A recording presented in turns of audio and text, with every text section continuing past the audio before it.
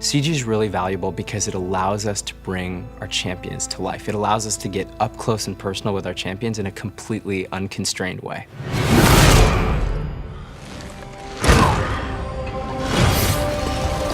We know that each champion has very iconic, distinctive moves that our players recognize. So we're constantly trying to be as authentic as possible and as close to the game as we can be. We're going to try to hit that.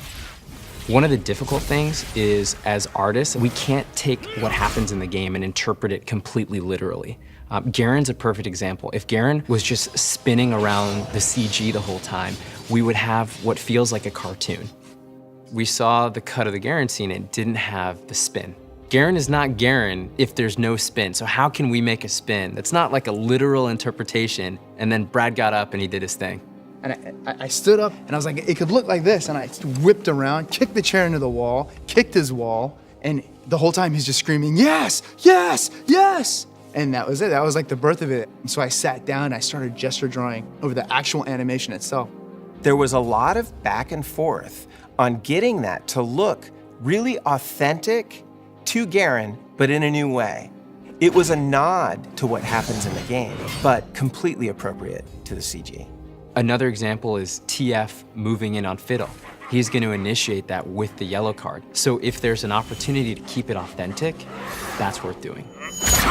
Why not motion capture? If we're trying to sell realistic or believability, then why didn't we motion capture the moves? The most athletic being in the world couldn't deliver on what we need Twisted Fate to deliver on what Rise jumps 10 feet in the air to jump over that giant 400-ton pillar. We wanted to be able to break the body when we needed, to create things that you could feel and not see.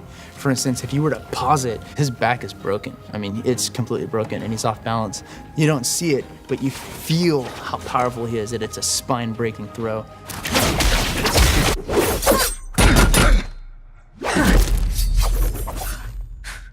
Personality is incredibly important when we're creating these champions.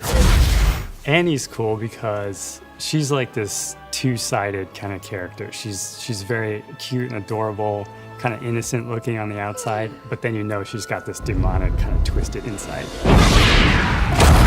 We decided we definitely needed to shoot video reference and kind of get some ideas going.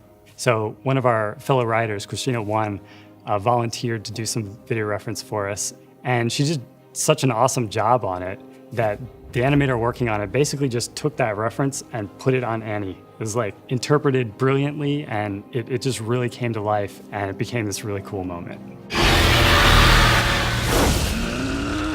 And we put so many fine details into the CG that no matter how many times you watch it, you're gonna notice something new every time. You may notice that Demon Blade Tryndamere's sword is actually breathing for a split second. You may notice that Tibor's tongue, when he's hanging by Annie's side, is actually flopping around, hand animated. It's touches like that that we think add a little bit of extra magic to the experience. This CG for us is really a gift to the players. And we know our players want to see our champions come to life. One of the things we're really committed to is expanding on the characters, places, and the story of our world. And right now, we feel like we're just scratching the surface.